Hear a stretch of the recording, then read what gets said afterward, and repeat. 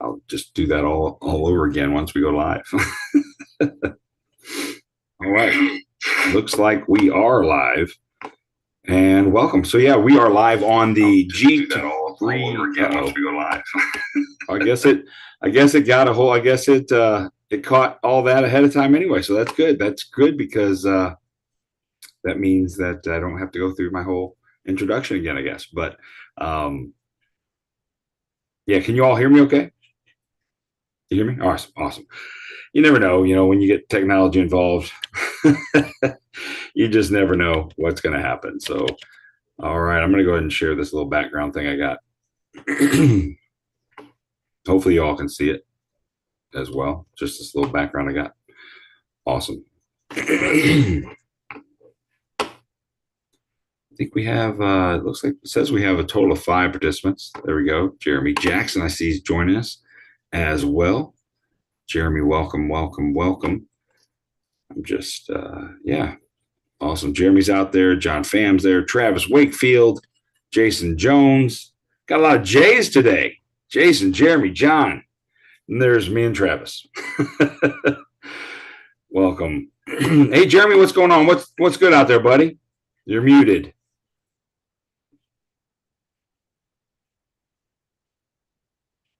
And John Pham out there, you're muted too. What's going on? What's good out there? Just want to bring you into the conversation, but it's okay. It's all right if you don't want to converse with us. It's all right. You can be just a fly on the wall. It's perfectly fine. So yeah, we do these virtual Gateway to Freedom meetups once every couple of weeks, and it's really just it's really just a virtual version. Kind of a little bit even more laid back than the Gateway to Freedom meetup I do here live in the St. Louis market. But I open it up to, obviously everybody across the country. Come in, share what you got going on, share wins with the community, maybe even share some stories about what you did, how you got some great leads or you got a great deal or whatever.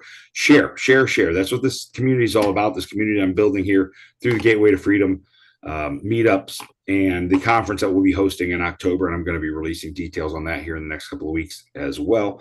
But this isn't, tied to that necessarily. It's not like, hey, if you join our meetups, you got to come to our meetups. You got to go to the conference or you got to join us in St. Louis monthly. None of that stuff, right? This is just an opportunity for us all to get together, talk real estate investing, which it sounds like if you're here, you probably have an affinity for real estate investing. So I don't know. Ron Moore is in the house. Ron, what is going on, buddy? Ron and I are in a community together. What's up, Rich? Not bad. Not much at all. Not much at all. Austin does you good. You look great, man. Thanks. I wish I could say the same for my lovely wife.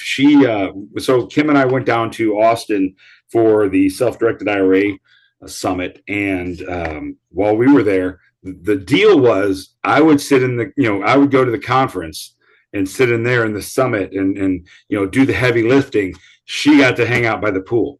So she's going to look great in a couple of days, but let's just say you probably all know those cloudy overcast days, they tend to do the worst on you. She is beet red today. She is so beet red because I guess she didn't realize the intensity of the sun she was getting because of the clouds. But that was the deal. She got pool time. I got to meet and greet and rub elbows, which if anybody knows me, I hate doing that. I just hate talking to people. I hate it. No, but Jason, I don't know. Have we met before? I don't think so. No. Okay. Where are you out of? I'm out of Chesterfield. Chesterfield. Okay, cool. Awesome. And what do you do? I do. I have a full-time job working at Spectrum, but I do real estate on the side part-time. Okay. That's awesome. What kind of real estate are you into?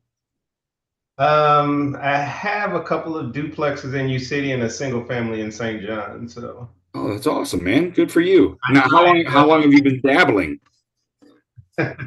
Long time. Long time? Yeah, since 05. 05. Wow, that's awesome, man.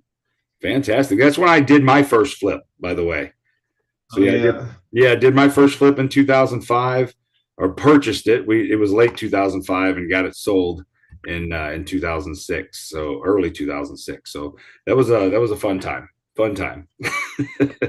So I basically what I do in kind of this welcome session, and basically it's a loose agenda, but I've been very strict. Again, people or myself, because people who know me know I like to talk, and I just talk, and sometimes I just ramble on, and I try not to. And I hope I'm not going to do that today as well. And I've been pretty good. I don't know, Travis, what do you think? I've been pretty decent at sticking to that. I promised everybody, look, this would be a 1 hour session. We will be done at 8 o'clock. And I've been pretty good, maybe a minute or two here and there. But what we end up doing is when it's all done, you'll see at the very end, I leave the Zoom going so everybody can like share their contact information. So if you want to reach out to somebody and communicate at the end, you can. But what we do, the structure here, if there is one, is that I just kind of like, hey, introduce yourself. What do you do? Where are you from? That kind of thing. Share any wins. I mean, even if you're first time on the call, we'd love to hear, what kind of wins have you had in the last couple of weeks or whatever. And if you have any wants or haves, if you have a deal, share it. If you're like, hey, look, you may not invest in this market, but you don't know unless you got something, you throw it out there. You might have somebody on this Zoom that is looking for something where you're at. And you may just have it for them. And then if you have something specific you're looking for, if you have a specific want or something, share that with the group too, because you never know. That's the great thing about networking, and it's a great thing about connecting and building community, is that you never know who has the yin to your yang or vice versa, right? So connections and connections and connections. I just love networking. It's probably my new addiction, and that's why I do 2 meetups here in the St. Louis area every month, and I also host this every other week, and which will make an exception. We're, instead of hosting it 2 weeks from today, which would be Mother's Day, we'll actually just do it next week. So we'll go ahead and do it again next week. If you want to join us next Sunday at 7 p.m. Central, you're more than welcome to do that. But I just kind of go around the horn and just ask everybody to share, who they are, where they're from. I see Angelique Cole is on the call. John Pham's out here. Jeremy Jackson kind of showed his face, or at least a part of his face there for a little bit. Jeremy, you then shut off your camera on us, man. Playing hide and seek, huh? You're muted. Sorry, buddy. So I can't see myself, so I wasn't sure how good sorry. it was. Yeah, you're there's like a setting in like the settings about hide self view. Maybe you got that on. I'm not sure. But we do see you now. We see you. Yeah, we're good with you. I'm gonna go ahead and pick on you, Jeremy. Tell everybody where you're from, what you do. Where I'm a wannabe investor from the St. Louis area. I live in Fenton, Missouri, so mainly looking in the Jefferson County area. Me and my wife are looking to talk to wholesalers, get into some flips. My son, who's in college right now for marketing, we're kind of trying to get him involved at the same time. Me and him walked property on Thursday in Festus. It was a short sale from another investor. Didn't get it, but gaining some traction.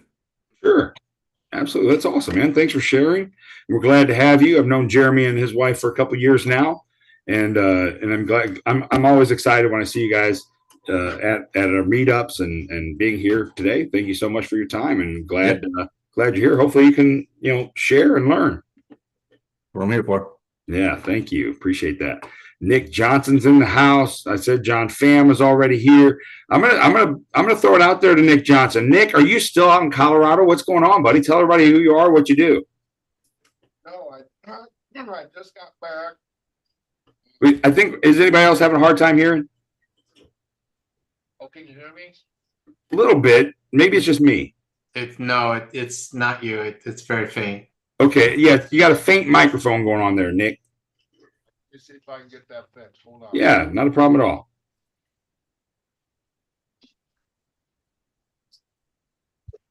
While Nick is working on that, and go ahead, feel free to work on that, Nick. Let me throw it out there to Travis Johnson, geez.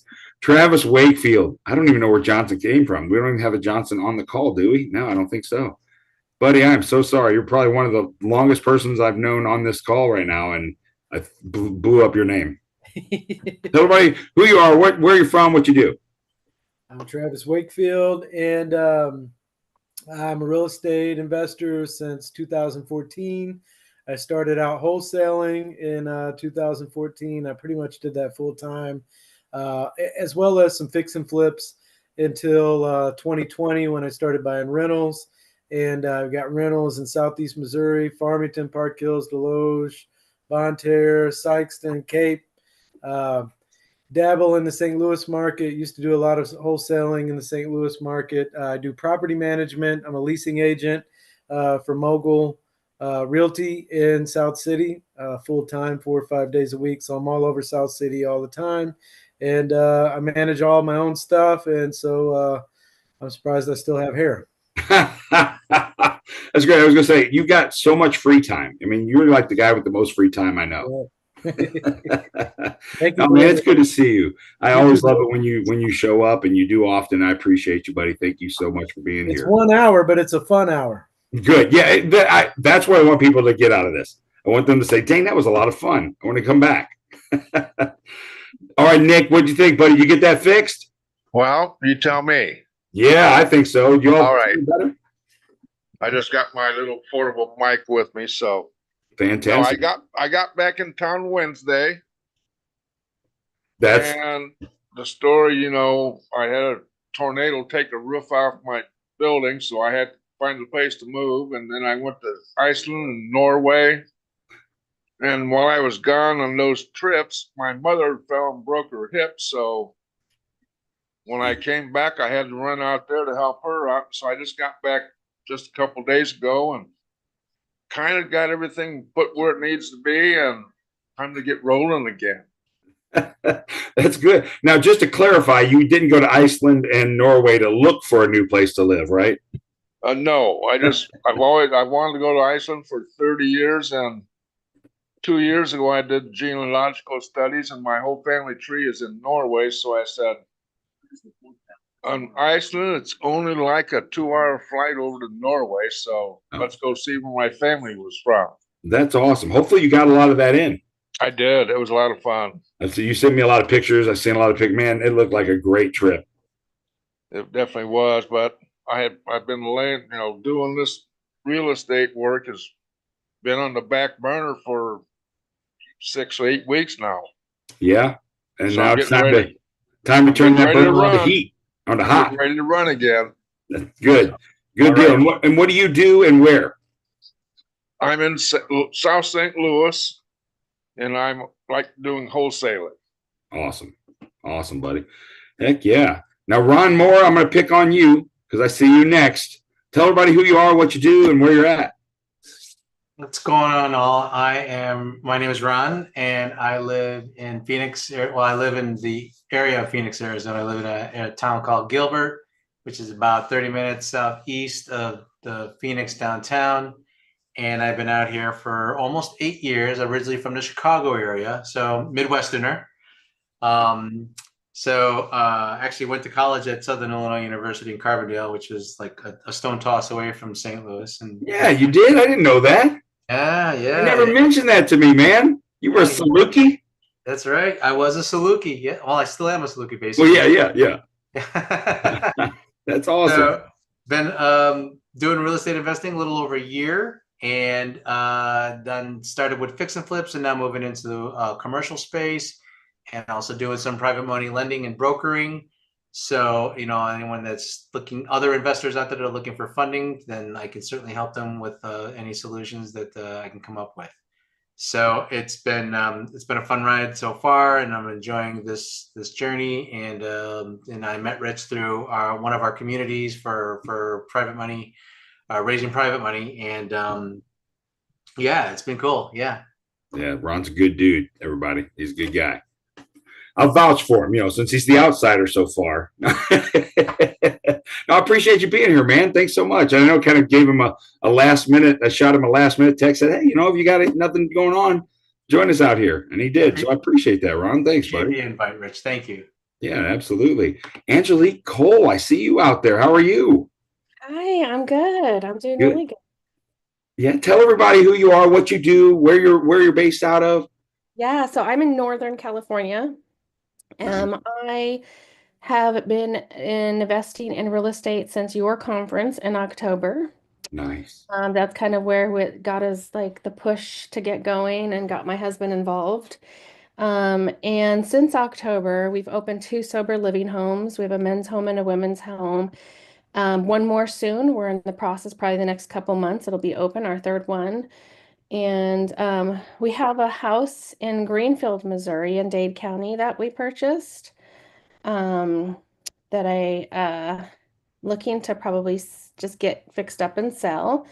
I got that from a wholesaler. Or I was thinking Section 8, and I wanted to see if anybody on the call had any insight onto Section 8 and if it's still okay with all the recent changes in government, if Section 8 is still going well. And I'm now working on, well, my third sober living home, but also wholesaling land. I've been learning about that and starting to send out some letters and do a little bit of that. Yeah, I have lots of goals and plans, but that's basically what I'm doing right now. That's awesome. It sounds like you're actually putting things to work. You're actually making it happen. Yes. That's awesome. Great job for you, Angelique. That's fantastic. It's great to see you. It's great to see thank you. you. I try to get on these whenever I remember. Yeah. So I'm hoping I can be more consistent because it's nice to meet everybody. Absolutely. And I'm glad, I try not to make it to where everybody's, nobody bites on here, right? We're all friendly. So yeah, that's great. No, I'm glad you could make it. Fantastic. Yeah. Sounds like, so you got sober living homes, and do you know Nick Minden?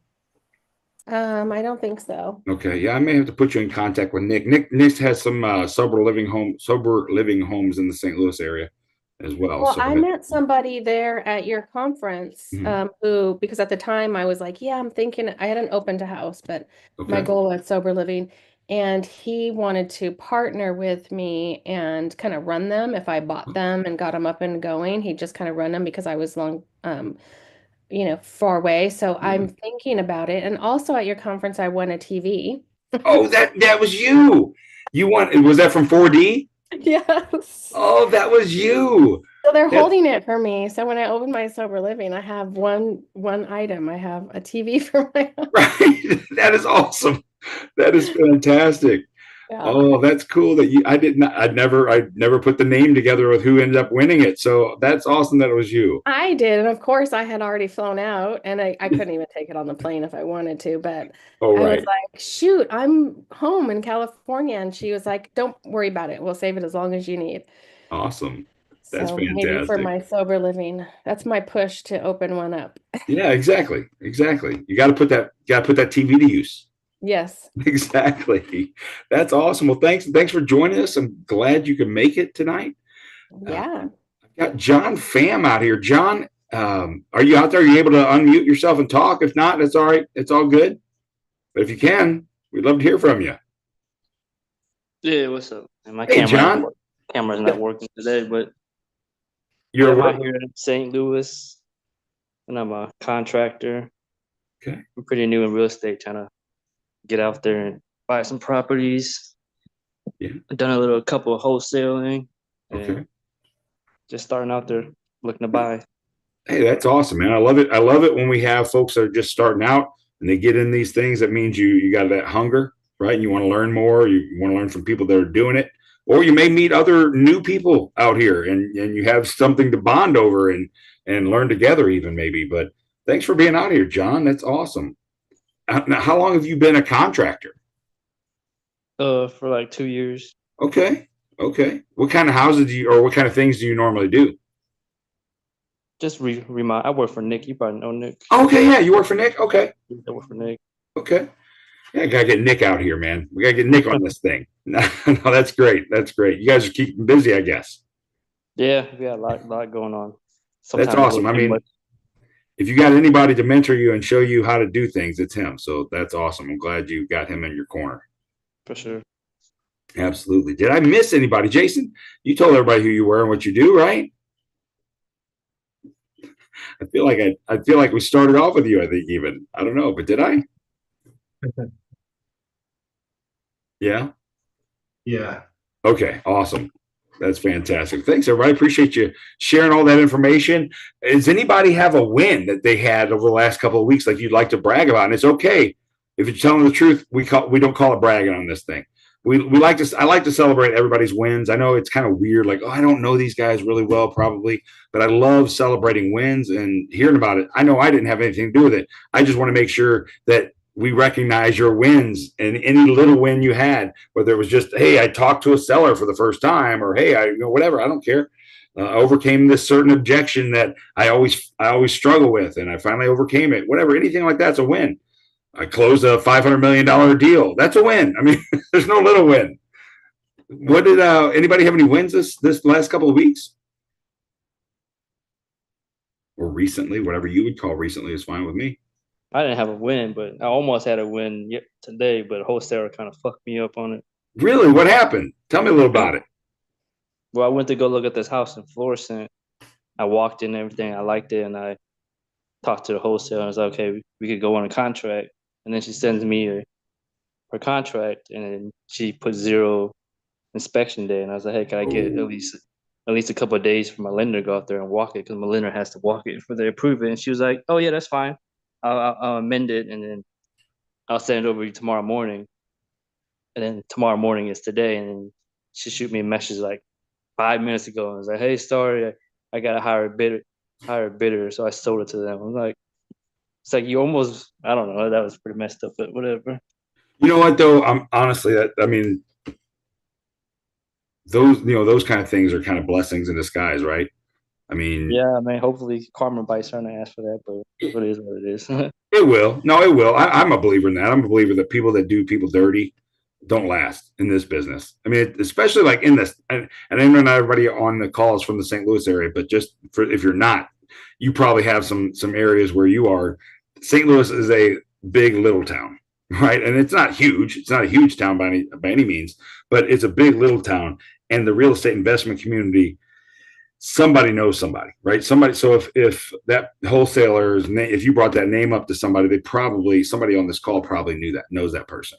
And it's just like, you don't want to ruin your name, right? I mean, that's really all we have to go by, really, is your reputation in this business. So if somebody asked me about Travis Wakefield, hey, should I do business with Travis Wakefield? I'll be first to say absolutely. He's going to treat you right. And he's going to do it wrong, or not do you wrong. But if somebody, sorry about that slip. And that's 2 times, man. It's your name, and man, I promise I have not been drinking. I haven't been drinking, not even on the flight back home this morning. But then there are people that if they asked me about another person, I would be like, well, I would probably steer clear. And I'm honest. That's the thing. I'm honest. I don't go around. Hopefully, maybe I do, and I don't think I do. I don't go around talking dirt on people. I don't. That's not my goal. But if somebody asks me about somebody, I will be honest. Like here is my experience. Right. This is the experience I had with that person. So, with that being said, I get it. I mean, I get it. I used to be a wholesaler too, and I get it. You want the highest bid, but don't say you're going to sell to somebody, and then somebody else brings you a higher bid, and you sell to somebody else. Yeah, and that's the thing too. I mean, you're absolutely right. I get it too. But if you tell somebody you're going to do something, do it, no matter what, right? I mean, you never know. You might have seen it, and if they gave you a couple of days, you might have said, I'll give you a little more or something. Who knows? You never know. We got homes, and more on the call today. And then she turned off her camera, but she's still here on the call. I know Eudora's on the call. She jumped on. Homes, and more. I know who you are. Why don't you tell everybody who you are? Are those mouse ears? Do you have mouse ears on? You don't want to unmute? We had everybody introduce themselves, tell them where you're from, where you do business, what you do, that kind of thing. You want to share that or not? It's okay if you don't want to. Let me unmute you. I ask you to unmute. Okay, I'll start. All right. I'm Eudora Patterson from St. Louis, Missouri. Met Rich. When I meet you last year? Yeah, I think so. I think it was early last year, maybe late the year before. I'm in my training with wholesale with Miss Sherry. Almost done here. Nice. Being very successful in this training and learning, trying to learn as much as I can so I can be freedom. Heck yeah. That's what it's all about, right? Yes, sir. Nobody does this because they want to. I'm doing this because I want more chains on me. I want to be chained to a job, and I want to be chained to a phone all day, and I want to be chained, right? And we don't want that. We want freedom, right? Want freedom. Don't have to clock in. Clock That's in when right. you want to. Woo! That's right. That's right. So you're focusing on wholesaling, right? Yes, sir, right now. Locally, or are you doing any virtual wholesaling, or what's your strategy? Right now, my strategy is local right now. Okay. And so the training where I'm in right now with Miss Sherry is I'm doing the training and doing some sales virtual and going to place. Oh, awesome. That's fantastic.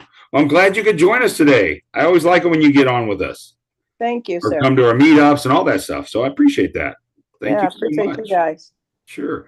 Robin, are you able to talk? Uh-oh. Who is that in the background? It's not Mr. Ted, is it?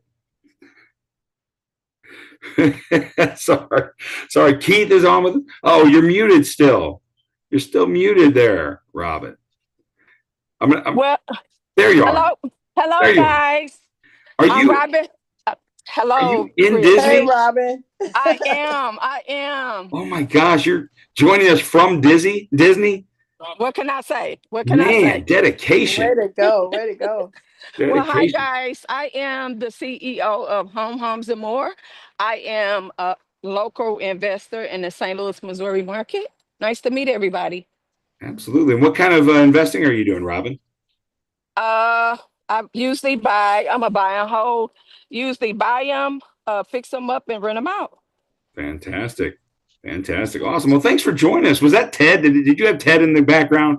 No, he couldn't make this trip. We had two big trips this month, so he didn't make the second one. Okay. He didn't make the fun one, I guess. No, he had a fun one too. Okay. Okay. Well, good. Well, glad you can make it, man, especially from Disney. Man, I feel special. Uh-oh. That's awesome. Well, thanks for joining us. Hey, Keith, I know I mentioned you. You want to tell everybody who you are, what you do, and where you're from? Yeah, Keith, St. Louis. I'm an IT guy, and I'm an investor, mostly doing flips right now. I have a few rentals, but looking to do flips right now as well. Fantastic. And are you focusing just on the St. Louis market, or are you looking outside the market? Mostly St. Louis, yeah. Yeah. Okay. Awesome. I'm glad you can make it, man. I like Keith. Thanks. Keith's been showing up to our monthly meetups. He's been getting on these Zooms when he can. I love it. Thanks so much, Keith. I appreciate that very much. Keith and I are actually partnering on a deal right now, and we're gonna see some big wins there too, aren't we, Keith? That's right, Rich. That's right. Absolutely. So does anybody, did I miss anybody? Ken Seibel is out on the call. I see Ken. Ken, you want to introduce yourself? Tell everybody where you're at, what you do. You're muted. Sorry.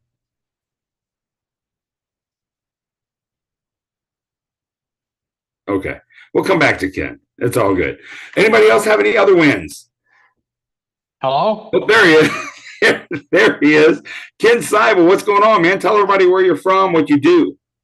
Well, I'm from Belleville, Illinois. Kind of a long-term buy and hold. Nice. Ex-landlord trying to get back into business. Just when you thought you were out, they brought you back in, right? Well, I've been helping other people with their stupid stuff. That's very true. Need to get on their case about having so many stupid things for you to work on. That's classic, Rich. It is, right? It really is. Oh, man, that's great. Thanks, everybody. Appreciate you sharing and your introductions, who you are, where you're at. But I'm going to throw this out there one more time. Does anybody have any wins at all, even if it's a small win? Any little win that's happened for you recently? No such thing as a small win. I shouldn't have said small win. But if you think it's a small win, there's no such thing. Like something as simple as like I got a property under contract this past week. We had 2 closings last week. We bought a house in December of 2022. Wow. On a wraparound, and the lady owed like 40, and she sold it to us for 60, and we gave her 5, and so we owed 5, and then the PITI was like, it's in a floodplain. The PITI was like $520 something a month. Oh, really? Actually, no, the PITI was like $480 something a month, and we had agreed to pay like $520 something a month to help pay down. anyway, things got sideways because the lender started tripping about the insurance being in. We didn't take it in a trust. You know, who's our guy? Who's the sub two guy in St. Louis that we all know real well? I can't think of his name. Oh, are you talking about Jeff Kaufman? Jeff Kaufman would say, Jeff Kaufman and most of the other people in the know would say, take it in a trust, name the trust something that looks, you know, okay to the bank. And instead, we put it in our company name that was very specifically an investment company. And so, yeah, so they started tripping. We decided to refinance it. Our flood insurance for $80,000 in coverage is $5,000 a year. Holy $80,000 a coverage. Anyway, I'll get to the point here. But we had to kick that tenant out. Yeah. And we're doing some work over there, and it's gonna cost us a lot of money. But we bought 2 other houses that I think we're gonna make up the ground on. So it was a loss, is where I'm going with this. Oh, man.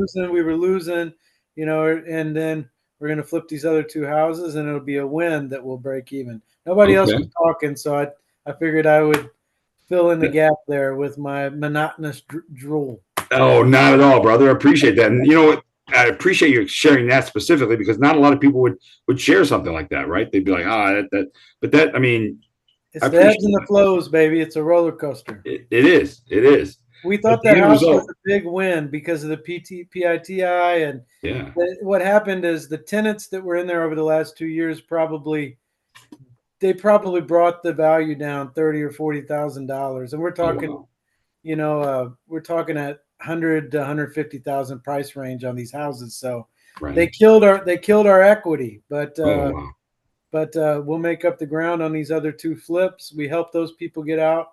They wanted to sell as is. They wanted to close quick. Right. And hey, that's what we do. That's awesome. No, that's good, man. I appreciate that. And that is a win. That is a win. Thanks, Rich. Yeah, no, thank you for sharing. Anybody else have a win? Anything? I'll share one, Rich. Please do, Angelique. So I don't have like traditional, I feel like I'm not going all the traditional ways of, I have a healthcare background. So my sober living, my other thing is assisted living. That's my goal, to open assisted living home. And so I took the California training, 60-hour training, and I took the test on Tuesday and I passed. So I feel like that's like a huge step in being able to open a facility. So that's like really amazing. So I'm excited because, you know, they're a great thing to do just, you know, in general for the community and for the aging population, because that silver tsunami is coming. But also the cash flow is amazing on assisted living. That's awesome. So I'm excited to be able to open up a few of those coming up. Heck yeah, right? No, just one, right? You just want one. Oh, no. No.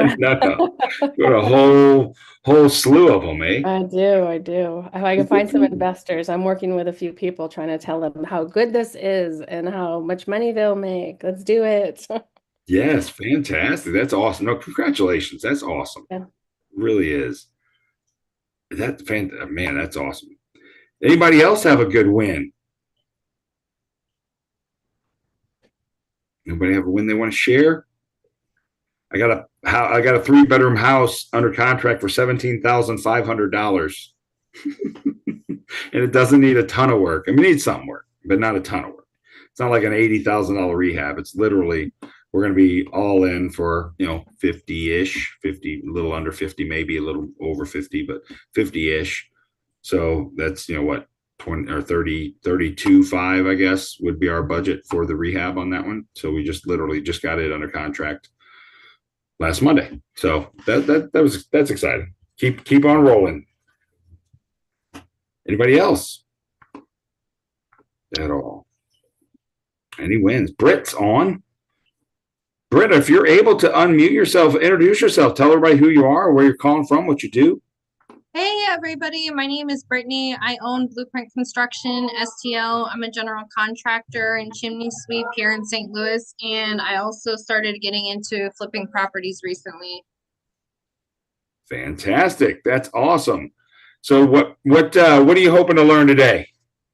Well, I actually didn't read up too much into the meeting. I came here to see what was going on, and I just got my computer figured out and all that stuff. That's awesome. No, we don't have a specific topic tonight. We're sharing our wins. Did you have any wins in the last couple of weeks? Anything good happened for you in the business?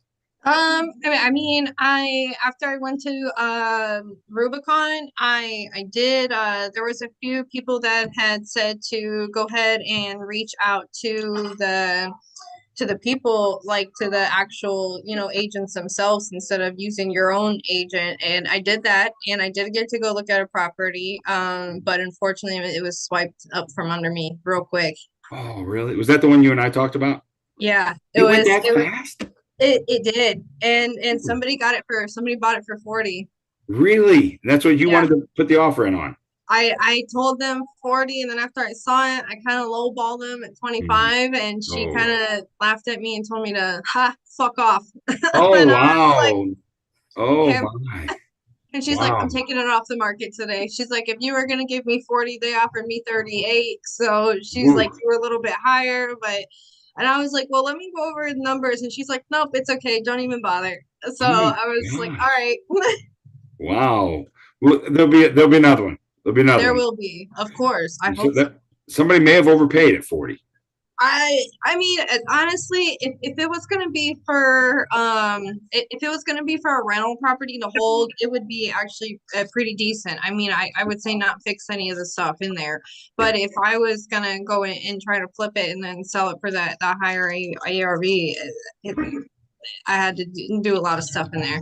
Sure. No, good. And the roof was 4 layers deep. Whoa, geez. Yeah. Holy cow. I couldn't put another one on there. Right. No, they kind of frown on that, don't they? Yeah. Where we might think, hey, look, it's another layer of protection. They're like, nah, not so much. No, it was leaking in the living room. Otherwise, and then I started looking and I'm like, how many layers are up there? And then I got up there and I saw and I was like, oh shit, there's 4. Okay. Oh, man. I was like, Not good. Take this Not off. good. Right? So, absolutely. No, yeah, and it's those big ticket items that it wasn't anything really small. I mean, I mean, it wasn't that the walls really damaged or anything. It's right. Those, the furnace, AC, water heater, stuff like that. Sure. Okay. Awesome. But does anybody have, let's see, one I wanted to ask, does anybody have a deal they wanted to offer, or you have something specifically you're wanting, a type of deal you're wanting that you want to share with the group, and maybe we can connect you with somebody here on the call that has that? I do have one question. So when scoping out the area into properties maybe that you're not too familiar with, how do you, without going with an agent, and let's say that there are no properties sold over there. Maybe for instance, the whole street is going for 4,000, but it has potential. How would you decipher that the ARV over there? Yeah, so like determining what the ARV is without very many comps. Yeah, without any comps even. Without any comps. So I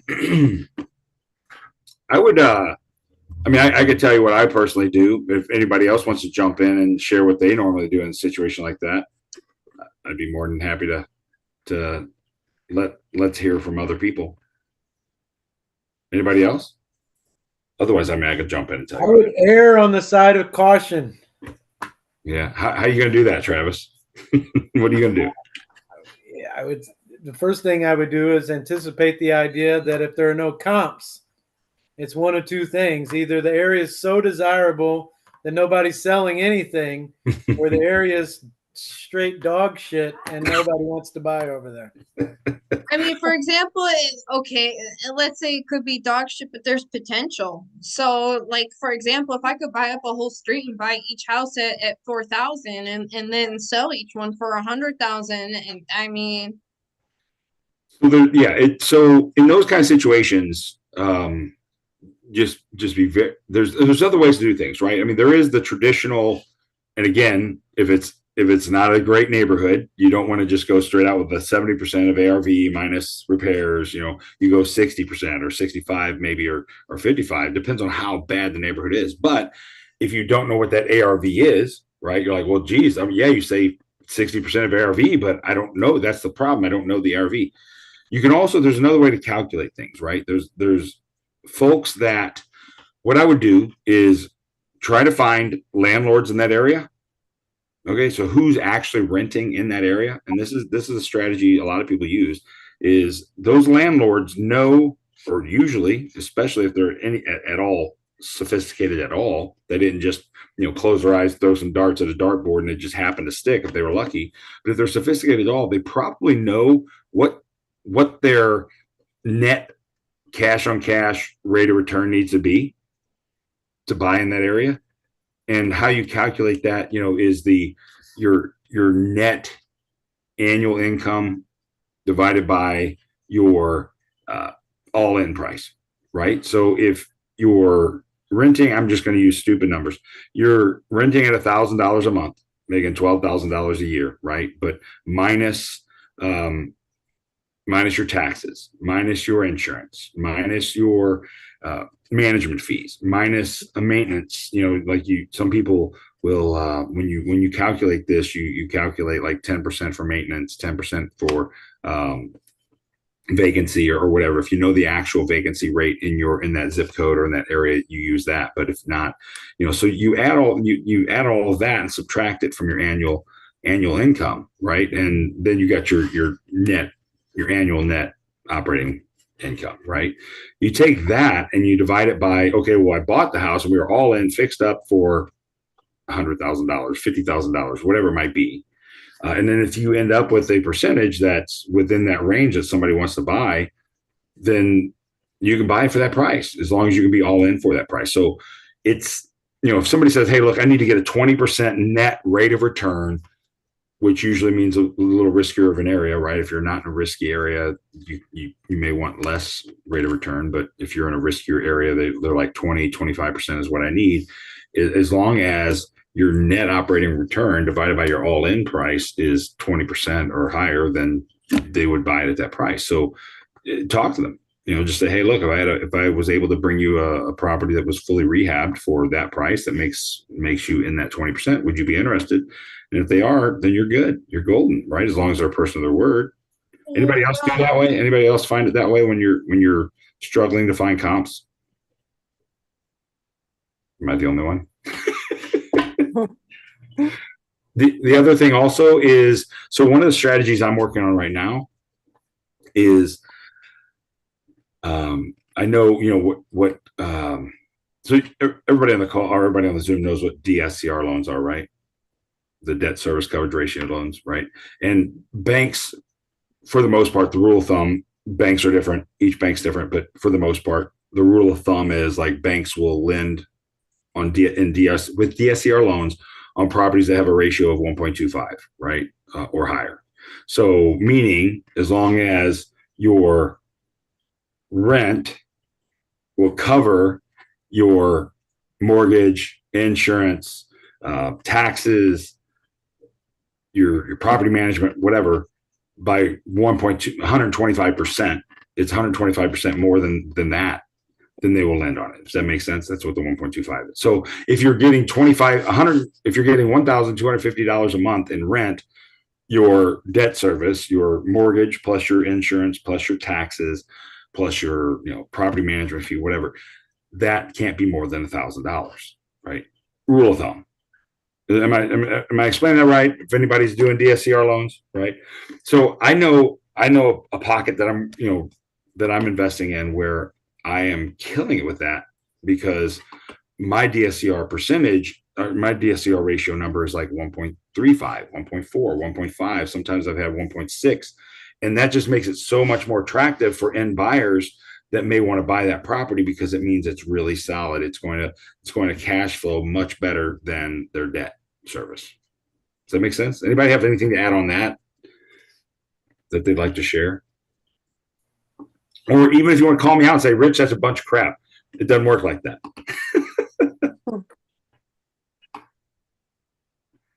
But yeah, I mean, it may require you, Brittany, to do a lot more reverse engineering Well, I was curious if so. There's a lot of in real estate agents that target and market to out of state investors, and I mean, not to say not to screw them over, but what do they know if I was to buy up that whole street and make it look nice, and that whole street looks good, and I developed it to be something better that they did change, you know, the people who rented those houses or I mean, things like that. And I mean, maybe, yeah, I mean, in St. Louis, each street can be a hit or a miss. I mean, so maybe the street next to it is okay, but that whole street is abandoned because nobody's, you know, putting the money into it. Or maybe they can't get loans on the properties or something like that. So it all has to be cash. Yeah, no, that's true. But you can at least whether they're going to get loans on it or not, it's still a good way to evaluate a deal, right? Especially a rental deal.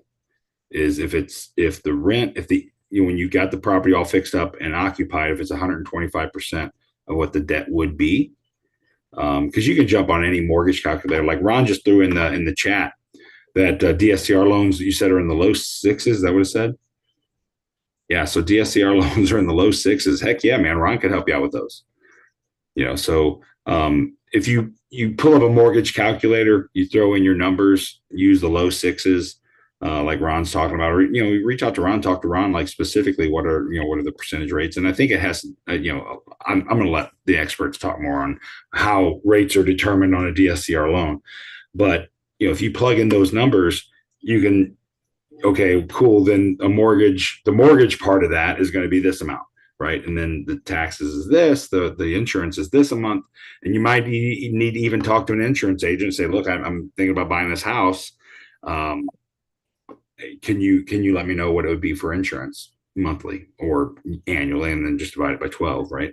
And make sure those numbers added together are, when you divide, anyway, do the math that the rent is 125% of those numbers, the sum of those numbers. And I can help you with that if you need help with that. Does that help at all? Yes, it helps. I was just curious on as to what the risk was or if it was possible to I've as I've been searching, I've run across a few properties and streets and stuff like that, and it just kind of needs some help. And that's like one of the first rules. And you all can jump in.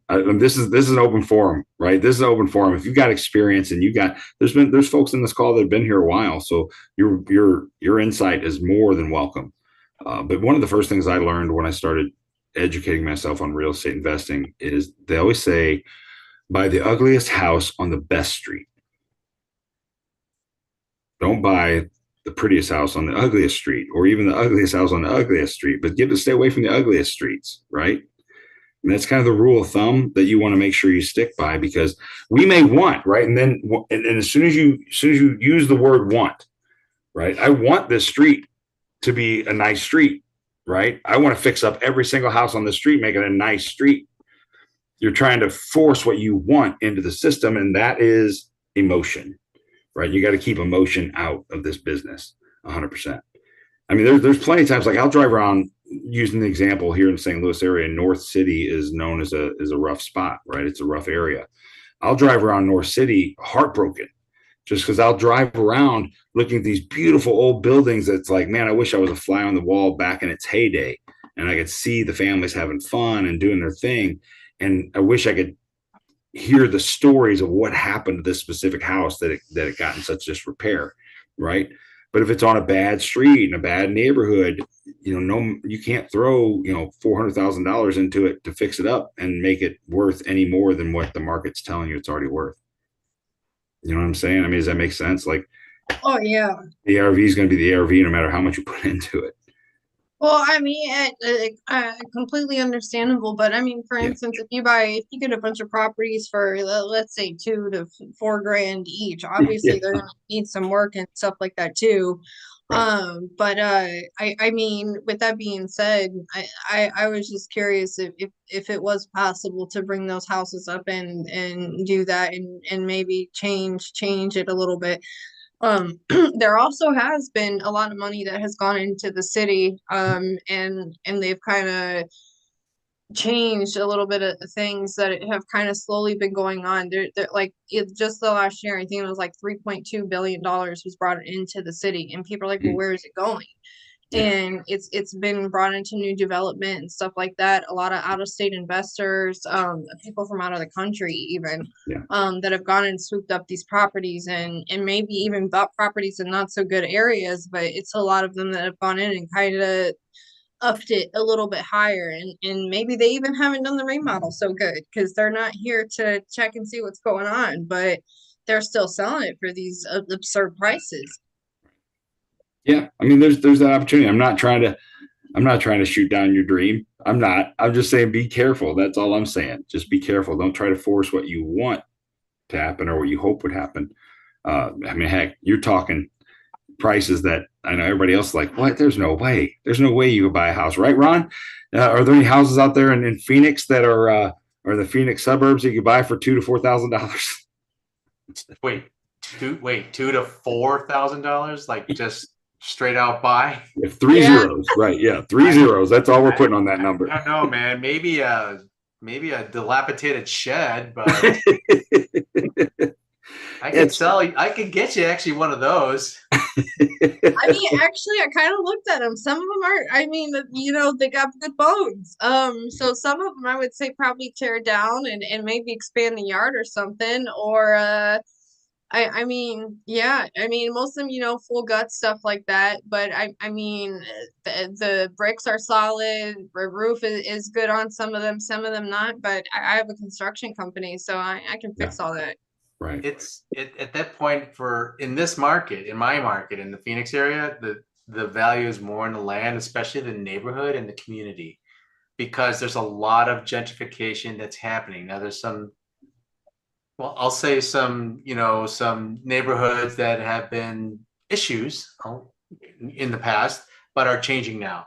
So especially those that are closer to the Sky Harbor Airport, and also like some industrial areas that's surrounded by warehouses that have been just kind of left alone and just kind of left to the side and become more blights to the community than anything else. But I want to inject some equity into those properties, into those neighborhoods, into those communities, and start to rise it back up. Yeah. So now the Phoenix City Council is starting to recognize that and starting to create programs that will do just that. So I want to help out with that as much as I possibly can and bring those communities back to more affordable living for a lot of families that right now it seems impossible. You hear, I'm sure many people across the country have heard that there's a lot of rising housing costs in the Phoenix market, and that is true, but it also depends on the neighborhood as well, right? So that's why I'm targeting areas specifically where they're really not in the spotlight, and inject or create equity in those specific communities. Hey, appreciate the insight. Do you mind if I jump in too, Rich? Yeah, absolutely. I think what she was saying is kind of is great, because when I said just err on the side of caution was not don't do it. It's just more like go where the incentives are. And I think she sounds like she's pretty smart. She's not failing to understand that. She just go where the incentives are. And I think a big part of that is kind of like what Mr. Mora was just saying too, is kind of operating maybe, St. Louis has all these places with these, lots of ran down. Gentrification starts somewhere. Now there's that old story of, first one through the door gets shot in the face. You don't want to be the person that gets shot in the face, but if you can snoop around and figure out where the incentives are, maybe the tax incentives, or where's some of that money that the city is allocating or the federal government is allocating. There's a lot of people in St. Louis that are working historic tax credits. So it's really just, I'm just full disclosure, I've sold a lot of red brick. I've never renovated a red brick. But I know a lot of people that do very successfully, is finding those incentives, those tax credits, that city money, that hot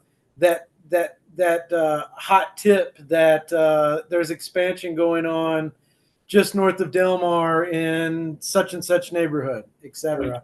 And Right. then try to buy that $5,000 house. Just don't buy it from the LRA, and unless you're willing to go full send, because then you won't get the title. Knowing those sort of things, so you don't end up 70, 80,000 deep and not able to achieve clear title, or at least break even, right? Yeah. Oh, that's great insight. Both of you. Yeah, but that's what I've noticed is a lot of these real estate agents or wholesalers, they buy one of those houses and then try to sell it to you for 50, 60,000. And I'm just like, I look at them like the whole street is $4,000. Why am I going to buy that house for 60,000? Like, Because they're using the due as comps. Well, and a lot of them don't know the difference, really. Yeah. There are a lot of new agents and Johnny come latelys who they don't even know the difference. They're wishing upon a star themselves. Yeah, that's very good. Very true. Very true. Let me move on because I know we're almost out of time, and I know Angelique mentioned earlier she had some Section 8 questions. What kind of you're looking at Section 8, Angelique? And Yeah, in Dade County, where I have my house that I purchased there, it just needs a little bit of renovation. I was told 5,000. Well, one, I'm having a hard time with contractors okay. showing up. Oh, So man. if anybody knows anybody out there, I know it's out and a little bit of ways, but if anyone has any contacts, and then yeah, just if anyone knows, is Section 8 still going okay because of all the government changes with cracking down on all these the money going everywhere. I just want to know if anybody has been doing Section 8. The one person that I was going to refer you to is off the call now. Our Disney World person here, but no, I've got some Section 8 too, but I haven't noticed anything yet. I'm not going to say it's not. I'm not going to say that's not a thing, but from what I understand and what I've been reading, it's not. And I could be wrong, and double check this, but I think the last thing I read was that the intention isn't to cut like Section 8 completely. Like I've talked to some people like, oh my gosh, I'm not going to Section 8 because they're getting rid of it. I understand. From my understanding, that's not the case. From my understanding, they might be pushing more of like a work requirement or something like that. Which all of my tenants, I don't have any tenants that have like zero responsibility in their rent, right? So they have jobs, they have whatever. So I'm not that worried about that. But I haven't seen that. Somebody mentioned somebody went to a meeting where they were talking about Section 8 and they came out with new numbers. Mm-hmm. Was that you, Ken? Yeah. So what were they telling you at that meeting? Oh, that was Madison County. Okay. But I mean, if it starts there and it's in the St. Louis area, it might roll to other places in the St. Louis area as well. But were they basically like, here we are in April, right? The government's already set what the numbers are for, 1 bedroom, you get this, for 2 bedroom, you get this, whatever. And then now all of a sudden here midstream, they said, wait, we're changing the numbers. Right.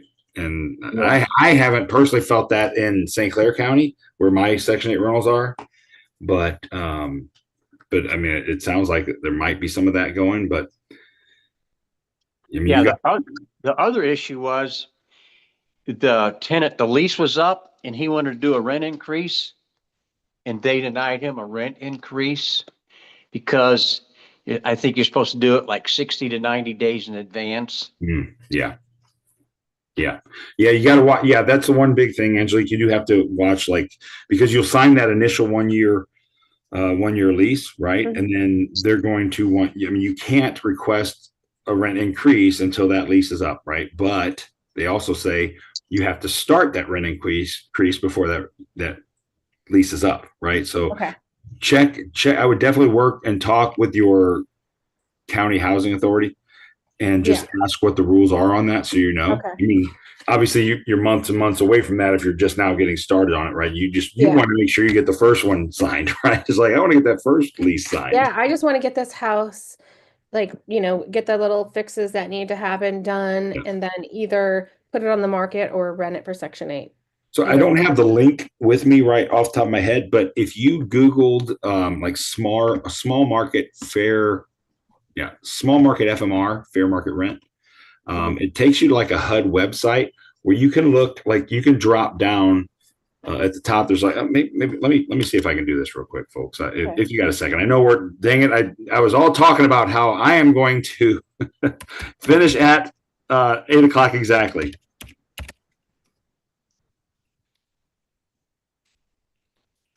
I am the world's fastest and best typer. You can probably figure that out by now. But if I go to this small market, and can you all see that? Yeah. Okay. So if I go to this small market, fair market rent, I got 2025 here, and then you click look up 2025 small area FMRs. You click on that, and it's going to take you to a page here in a second where you drop this down and choose St. Louis, or your area, wherever you're looking for. You have one in the St. Louis metro area, right? It's in Dade County. It's Dade County, Florida? No. Okay. Springfield, Missouri. Springfield, Missouri area. Yeah. There it is. Oh, no, there's Springfield, Missouri. So there's Springfield Mo right there. Like for St. Louis, we would come down here to St. Louis, and it covers both Missouri and Illinois. But Springfield, Missouri right here, you click that one, click select metropolitan area, and it actually has it by zip codes.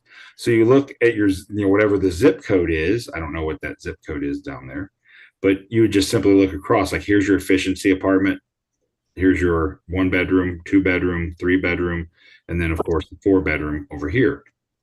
Now, what I found is these aren't exactly like in St. Clair County in Illinois.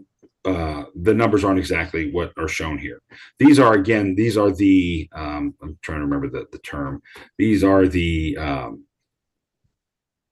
well, they don't even have that what they're actually called here, but these are like the base rent. Like so you still have to take out for utilities and appliances and things like that you're whatever, but that is at least a place to go to see. This is in 2025. This is what they're supposed to be giving in this 65604. This is the base rent, right? For a 3 bedroom would be $1150, and then you're going to subtract so much if you have gas heat. You're going to subtract so much if you have electric heat. You're going to subtract so much if you have gas stove versus an electric stove or whatever. So there's all that I know in Illinois, in Missouri, at least the folks I talk to in the St. Louis area, they don't really give you all that information. You basically just say, "Hey, I want to charge $1150," and they say, "Oh no, that's way too much," or "Okay, sounds good." Does anybody on the call deal with Missouri Section 8? I'm just curious. I'm leasing to Section 8 tenants in South City. Oh, you are? How's that been like? How's that whole process been like as far as getting the rent set up and negotiating with the city and county or whatever? I'll be honest, I've only done 2 of them so far this year. But it's been pretty smooth. And I've got the list at my desk based on the zip codes and the bedrooms. And we have a 4-2 townhome that we're getting ready to go Section 8 on, and I think the ceiling there is 1710. Okay. And and from what I understand, my buddy Rich, my other buddy Rich that I work with, is a Section 8 guru, and he was just going on and on last week. Last week, I think it was, about how they ended up funding Section 8, at least for this year, more than anticipated and more than last year.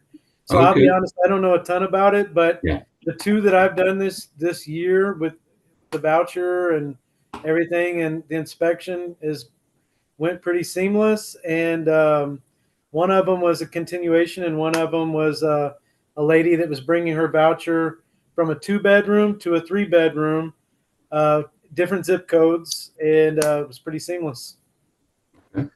That's awesome. Do you have any specific? Yeah, go ahead, Angelique. Sorry. And so if it says $1150, for example, right there, right, for a 3-bedroom, then utilities are included in that for them.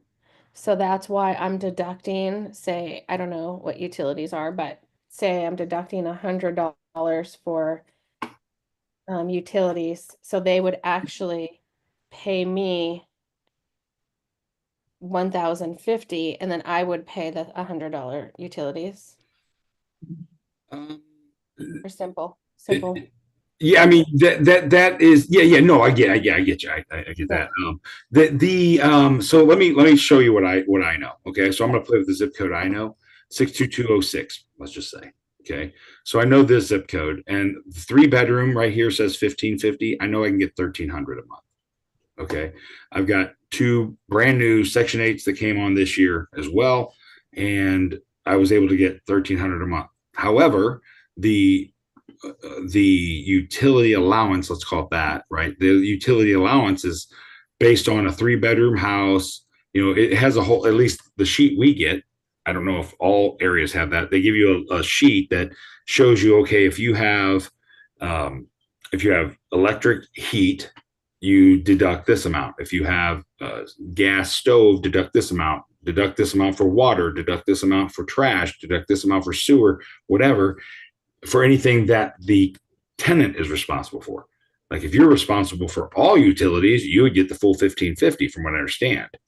But if not, then you get this total. And like on one of my houses, it's 300 something, which I know you can do the math, right? 300 anything, just even 300 flat minus 1550 isn't $1,300. But there's this like calculation they make where they tell the tenants like, hey, your 30% responsibility number is this, your 40% responsibility number is this.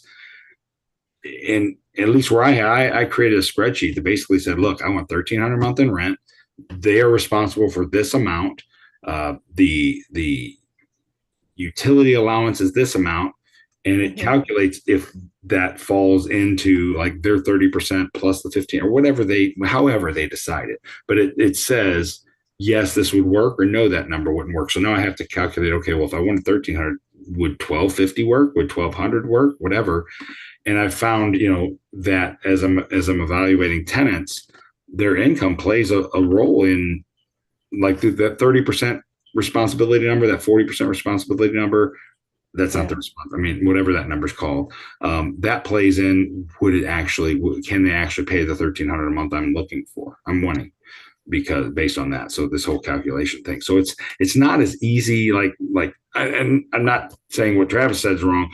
It is smooth. My transactions have been smooth too, but it's just that it's not easy to look at 1550 and say, okay, 1550 is what I get for rent, right? You have to, there's certain calculations. Yeah, I knew that. I just Okay. didn't know how it worked. Yeah. It's just so confusing to me. And I know in Yeah. California, when I talked to our local agency for Section 8, it Mhm. scared me because I was like, Really? I mean, our PG&E could be 800, 1,000 a month, Oh, in the really? wintertime, because Yeah. we're running that heat all the time. So I got scared here. I was like, I'm not doing that here.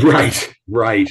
No, I'd love to jump on a Zoom with you and show you like how I go through. I think it's you might need to talk to like I said, the county that your rental is going to be in. Yeah, I have a representative there. She sent me the paperwork Oh, to okay. list my house as a rental. Okay.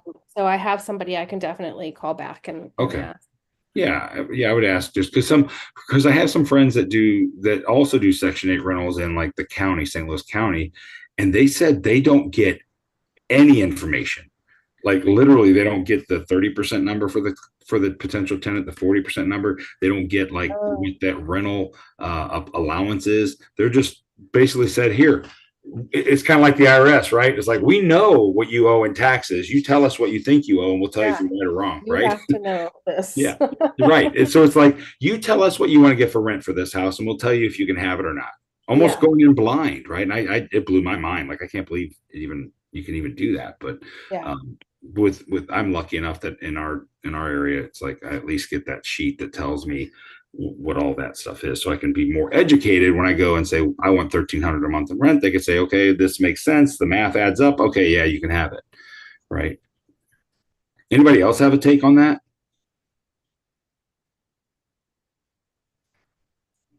I know I'm well over. Did you have any other questions about Section 8, Angelique? No, that's great. Thank you. Okay, sure. No, I hope I helped at all. I may have made it more. I may have muddied the waters even more.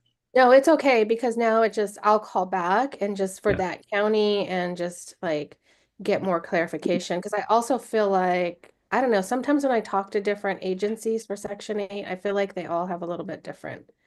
Yeah. So it confuses me. Yeah, no, it's confusing. It is confusing. I don't understand why. we're trying to help them out. They've got needs to fill, put folks in these houses. I don't know why it has to be so difficult sometimes. But it's I mean it's been like I agree with Travis. For me, it's been smooth. The renewing or asking for the increase that can take quite a while. It took like 6 months to get my increase approved, and then they didn't even approve the increase I put in, even though I put in all the required documentation, all the required proof that my rent was going to be okay to ask for, and they still were like, oh no, that's too much, that's not reasonable. It's like, okay, I'm not even asking for the 1,300 that I used as a comp that you asked me to send you to that match that. I was asking for like 1025, and I had sent them in Too bad. comps. Yeah. Because they say, like, I know for our like community meetings, they talk about, homeless and what can we do to reduce it. And then I try to bring up, like, there are so many landlords in this area that want to help. They just want it to be fair. Like, they Yeah. just want to get what they're supposed to get. They do have to pay these houses. They do have to pay the mortgage. They do have to pay the insurance. They do have to keep the house. I feel like they think everybody's, out to get them, or like a slumlord, right? And it's Right. like, no, I just want to be compensated for what's fair. And Right. we bought this house. Exactly. Yep. It's expensive. I agree. 100% agree with that. 100%. Well, folks, I know I went way over, but let me actually, I had some fancy slides to show you and everything, and I just stopped sharing. I'm share it again. All right. So we have, and I know the next meeting will be May 4th. That's next week, not in 2 weeks. It'll be next week. So if you want, I mean, you can take your phone and scan that QR code and already sign up and get the Zoom link and everything if you want to, or you can go to the trick on these are this. It's the same website with a different number at the end. So it's the date at the end. So it's eventcreate.com/e/SNS for Sunday night stream, and then the date, like 0504 will be the next link. The next one after that will be 14. Yeah, whatever the date's going to be. Sorry. So that's the hint. But otherwise, I'll try to show these every meeting too. So you can just scan the link and already RSVP for the next one. So you get the link for it. And then if you want to watch the replay of this one, that's the link to the replay. So we're going to have, that's actually the link to the YouTube channel where we'll have all the replays for all of our Zooms. So if you ever want to, you can go out there and watch the Amy Majori one. You can go out there and watch the Ashley Perez one. You can watch the ones that we don't have guest speakers like tonight. If you wanted to rewatch tonight, you could do that as well. So, and if you want, this is the time when I leave the chat, I leave the Zoom going, but I step away and you all can drop your name, phone, and email in the chat so everybody has your information, and you can continue networking down the road. Somebody can call. Whoops, there you go. You can call people, email people, text people, whatever, to continue networking after the case, after the call, because if our Zoom, because if maybe you have a solution, maybe somebody just didn't want to speak up, but they've got a solution that you asked about or somebody asked about on the call. So drop your name, your phone, and email in the chat. I'm going to go off camera, but I'm going to keep the Zoom going. Otherwise, I'll see everybody hopefully next week. Thanks, everybody. I'm going to stop sharing, but drop your info in the chat. Talk to you soon. Bye.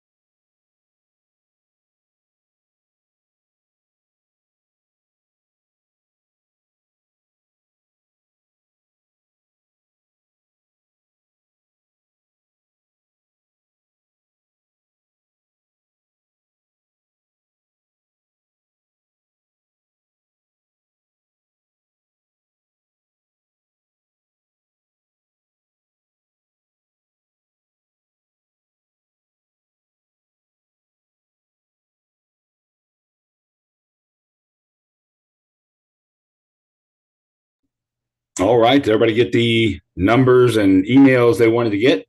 Because I'm going to go ahead and turn off the Zoom. Yeah, thank you guys.